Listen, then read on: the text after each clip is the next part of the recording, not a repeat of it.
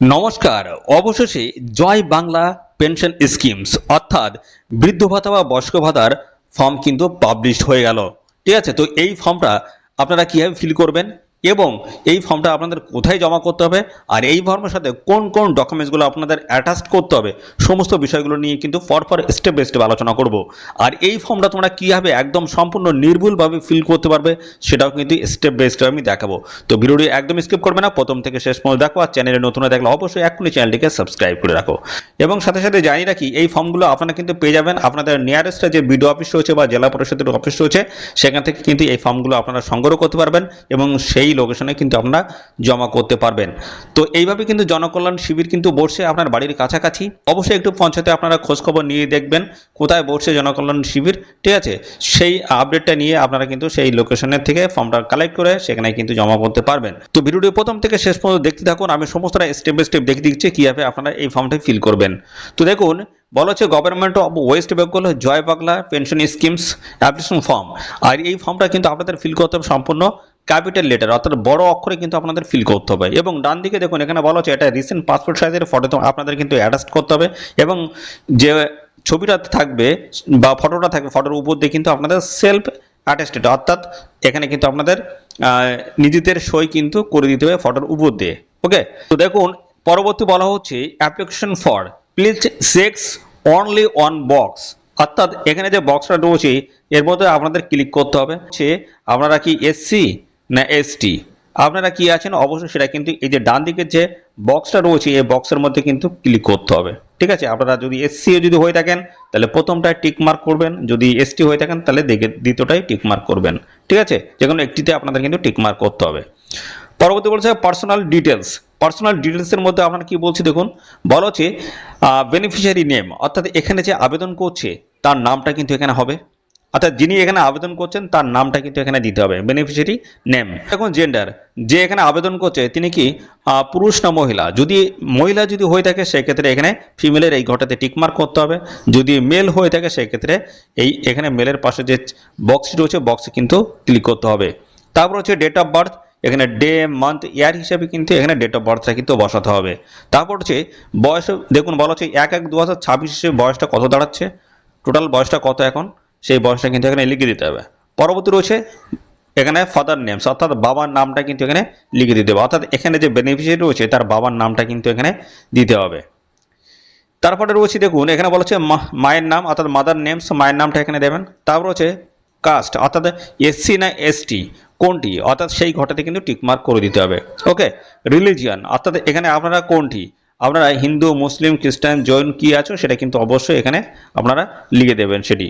ওকে, তারপরে material status, আপনারা কি আনম্যারিড, ম্যারিড, উইডো না উইডোর না সেপারেট, আপনারা কি অবশ্যই কিন্তু সেটা সেই ঘরটাতে কিন্তু টিকমার্ক করে দেবেন। যদি আনম্যারিড হয়ে থাকেন অর্থাৎ অবিবাহিত যদি হয়ে থাকেন সেক্ষেত্রে কিন্তু প্রথমটা টিকমার্ক করবেন, যদি ম্যারিড যদি হয়ে থাকেন এটাই ক্লিক করবেন। এইভাবে কিন্তু আপনাদের টিকমার্ক করে দিতে হবে।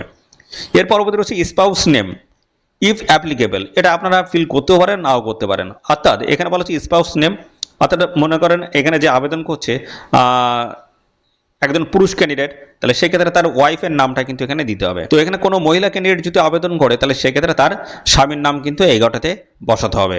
ওকে, এরপর রয়েছে মান্থলি ফ্যামিলি ইনকাম অর্থাৎ মাসে একটা পরিবারের মোট আয় কত, অর্থাৎ আপনি যে পরিবার থেকে এই ফর্ম ফিল করছেন সেই পরিবারের যে কজন সদস্য আছে টোটাল সদস্যের মোট আয়টা কত সেই আয়টা কিন্তু এখানে লিখে দিতে হবে। তো তারপর রয়েছে পার্সোনাল আইডেন্টিফিকেশনস নাম্বার, কি বলা হচ্ছে সমস্তটা ফর্মে দেখাচ্ছে। কাস্ট সার্টিফিকেট নাম্বারটা কিন্তু দিতে হবে, এটা কিন্তু ম্যান্ডেটরি রয়েছে, দেখুন স্টার মার্ক রয়েছে। ডিজিটাল রেশন কার্ড নাম্বারটা এখানে দিতে হবে। তারপরে দেখুন বলা হচ্ছে AHLTIN, তো এটাও কিন্তু একটা রেশন কার্ডের মধ্যে পড়ে, যদি থাকে অবশ্যই দেবেন, না থাকলে দেওয়ার কোনো প্রয়োজন নেই যেহেতু এখানে স্টার মার্ক নেই। যেগুলো কিন্তু স্টার মার্ক রয়েছে সেগুলো কিন্তু ম্যান্ডেটরি অবশ্যই কিন্তু সেগুলো দিতে হবে।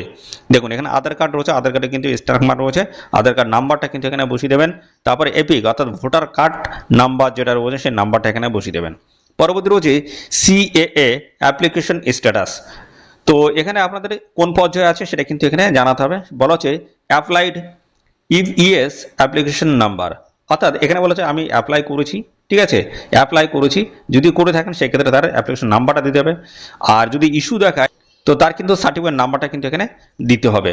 ওকে, আর যদি এর কোনোটাই যদি না হয়ে থাকে সেক্ষেত্রে আপনার এখানে দেওয়ার কোনো প্রয়োজন নেই যদি সব ঠিকঠাক থাকে। তারপর হচ্ছে if deleted in SIR 2026 whether case pendings in tribunal. তো আপনারা যদি এখানে ট্রাইব্যুনালে কেস যদি পেন্ডিং অবস্থায় থাকে সেক্ষেত্রে কিন্তু এখানে কি লিখতে হবে সেটা ভালো করে দেখুন। বলা হচ্ছে নো রয়েছে এখানে। তো আপনার কি এই 2026-এ আপনার কি ডিলেটেড হয়ে গেছে? ঠিক আছে, ডিলেট যদি হয়ে থাকে সেক্ষেত্রে এখানে আপনারা দিতে পারবেন এটি ইয়েস, হ্যাঁ ডিলেট হয়ে গেছে। ইফ ইয়েস কেস নাম্বার, তার নাম্বারটা কিন্তু এখানে দিতে হবে। আর যদি এখানে ডিলেট যদি না হয়ে থাকে সেক্ষেত্রে এখানে আপনারা নো লিখে দেবেন। ওকে, পরবর্তী রয়েছে প্যান কার্ড নাম্বার যদি থাকে অবশ্যই সেটা কিন্তু এখানে প্রোভাইড করবেন। পরবর্তী চলে আসি কন্ট্যাক্ট ডিটেলস। এখানে বলেছে স্টেট ওয়েস্ট বেঙ্গলের লেখাই আছে অ্যাসেম্বলি কনস্টিটিউয়েন্সি, এখানে আপনাদের বিধানসভা ক্ষেত্রের নাম্বার ক্ষেত্রের নামটা কিন্তু দিতে হবে। ডিস্ট্রিক্ট, এখানে কোন ডিস্ট্রিক্ট থেকে আপনি এখানে অ্যাপ্লাই করছেন আপনার ডিস্ট্রিক্টের নামটা কিন্তু এখানে দেবেন। পুলিশ স্টেশন, এখানে পিএস পুলিশ স্টেশন আপনার পুলিশ স্টেশনটা কিন্তু এখানে লিখে দেবেন। তারপর হচ্ছে ব্লক বা মিউনিসিপ্যালিটি কি রয়েছে ব্লকের নামটা কিন্তু এখানে লিখে দেবেন। তারপরে গ্রাম পঞ্চায়েতের নামে এখানে হবে। আরবানের ক্যান্ডিডেট যদি হয়ে থাকেন বা রুরাল ক্যান্ডিডেট যদি হয়ে থাকেন সেই ক্ষেত্রে আপনার সেইভাবে কিন্তু লিখতে হবে। ঠিক আছে, এবং তারপরে রয়েছে হাউস প্রমাইস নাম্বার যদি থাকে দেবেন, না থাকলে এটা দেওয়ার কিন্তু কোনো প্রয়োজন নেই। দেখুন এখানে স্টার মার্ক কিন্তু নেই। পোস্ট অফিসের নামটা এখানে দিয়ে দেবেন। তারপরে পিনকোড নাম্বারটা এখানে দিয়ে দেবেন। তারপর হচ্ছে number of years dwellings in WB, অর্থাৎ আপনি এখানে যে আবেদন করছেন আপনি এই পশ্চিমবঙ্গে মোট কতদিন বা কত বছর এখানে আপনি বসবাস করছেন, সেটা 20 হতে পারে অথবা 30ও হতে পারে। ঠিক আছে, কত বছর ধরে আপনি এই পশ্চিমবঙ্গে বসবাস করছেন সেইটা কিন্তু এই ঘরটাতে আপনাদের লিখে দিতে হবে। পরবর্তী হচ্ছে মোবাইল নাম্বারটা আপনি কিন্তু এখানে দিয়ে দেবেন। তারপর হচ্ছে ইমেল আইডি যদি থাকে দেবেন, না থাকলে দেওয়ার কোনো প্রয়োজন নেই। তারপর বলা হচ্ছে ব্যাংক ব্রাঞ্চ নেম, এবং এই ব্রাঞ্চটা আপনার কোথায় সেটা কিন্তু আপনার নামটা লিখে দিতে হবে। তারপরে ব্যাংক অ্যাকাউন্ট নাম্বারটা এখানে দিয়ে দেবেন।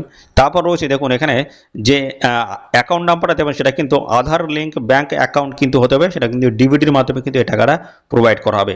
এবং তারপর রয়েছে আইএফসি কোড এখানটায় কিন্তু লিখে দেবেন পরপর করে। ওকে, পরবর্তী চলে আসি এখানে ইনক্লুজার্স লিস্ট সেলফ অ্যাটাস্টেড কপিস, অর্থাৎ কোন কোন ডকুমেন্টস আপনাদের এই অ্যাপ্লিকেশন ফর্মের সাথে অ্যাটাচ করে দিতে হবে সেগুলো কিন্তু এখানে বলে দেওয়া হয়েছে।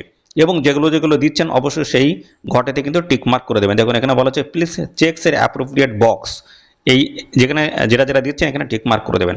তো বলা হচ্ছে 1 নম্বরে পাসপোর্ট ফটোগ্রাফ তো অবশ্যই দিতে হবে। কাস্ট সার্টিফিকেট যদি থাকে অবশ্যই দিয়ে দেবেন। ডিজিটাল রেশন কার্ড থেকে শুরু করে আধার কার্ড, ভোটার কার্ড এবং রেসিডেন্সিয়াল সার্টিফিকেট একটা আপনার কিন্তু নিতে হবে। ওকে, এছাড়া রয়েছে ইনকাম সার্টিফিকেট, সেলফ ডিক্লারেশন এবং ব্যাংক পাসবুক কিন্তু আপনার প্রয়োজন হবে। এছাড়া রয়েছে আপনার আদার্স অন্য যদি কোনো কিছু থাকে সেগুলো আপনারা এখানে প্রোভাইড করতে পারেন। তো 10টি এখানে ডকুমেন্টসের কথা বলা রয়েছে। তো আপনার যেটা রয়েছে সেটা কিন্তু অবশ্যই এখানে প্রোভাইড করবেন, এবং যেটা দিচ্ছেন অবশ্যই কিন্তু এই পাশের এই ঘরে কিন্তু টিকমার্ক করে দেবেন। এখানে আরেকটা বিষয় বলা হচ্ছে 3 নাম্বার, এই পয়েন্টটা খুবই গুরুত্বপূর্ণ কিন্তু। দেখুন বলা হচ্ছে presently I am receiving filings pensions. তো আপনি কি এখন কোনো সেন্ট্রাল গভর্নমেন্ট হোক, state government, local administrations, government aids organisation কোনো জায়গা থেকে আপনি কি কোনো বেনিফিট পাচ্ছেন? যেমন এখানে যে পেনশনের কথা বলা হচ্ছে সমস্তটাই কিন্তু ওল্ড পেনশনের মধ্যে। ঠিক আছে, এর মধ্যে আপনি কি কোনো বেনিফিট পাচ্ছেন? যদি পেয়ে থাকেন সেক্ষেত্রে সেই ঘটাতে যদি ক্লিক করেন তাহলে এই যে নতুন যে অ্যাপ্লাই করছেন এটা কিন্তু পুরো ক্যান্সেল হয়ে যাবে। ঠিক আছে, যদি এর মধ্যে কোনোটা আপনি যদি ক্লিক করেন, তো একদম ক্লিক করার দরকার নেই, যেহেতু আপনি এখানে ওল্ড পেনশন বা বৃদ্ধ ভাতার জন্য এখানে আপনি অ্যাপ্লাই করছেন বা বয়স্ক ভাতার জন্য আপনি অ্যাপ্লাই করছেন, সেজন্য এই নিচের একটাতে আপনার কিন্তু ক্লিক করার কোনো প্রয়োজন কিন্তু নেই।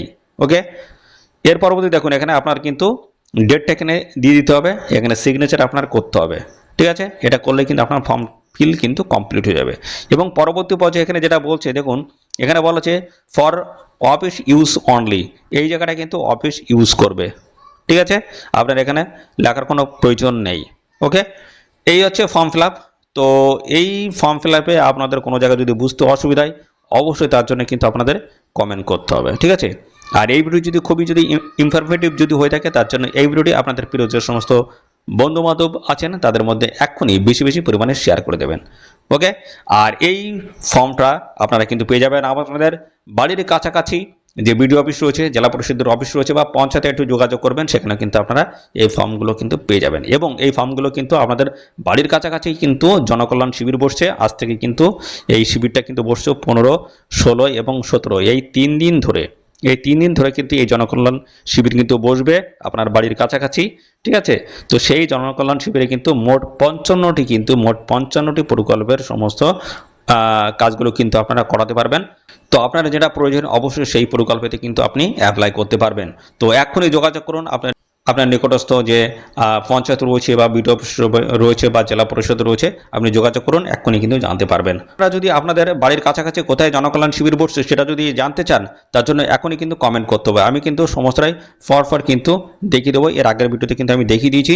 তো আপনারা যদি কমেন্ট করেন, ম্যাক্সিমাম ক্যান্ডিডেট যদি কমেন্ট করেন যে আমাদের বাড়ির কাছাকাছি কোথায় জনকল্যাণ শিবির বসছে সেটা দেখানোর জন্য, তো আমি কিন্তু একটা স্টেপ আমি দেখিয়ে দেবো, তারপর আপনারা আপনারটা কিন্তু চেক করতে পারবেন। ওকে, এরকম নিত্য নতুন সমস্ত আপডেট আসছে আমার এই চ্যানেলে, তার জন্য অবশ্যই এখনই চ্যানেলটিকে সাবস্ক্রাইব করে রাখবেন। আর এই ভিডিওটি আপনাদের প্রিয় যে সমস্ত বন্ধু বান্ধব আছে তাদের মধ্যে শেয়ার করে দেন। তো আজকে এই ভিডিওটি এই পর্যন্ত, পরবর্তী আরও একটি নতুন ভিডিওতে দেখা হবে। ধন্যবাদ।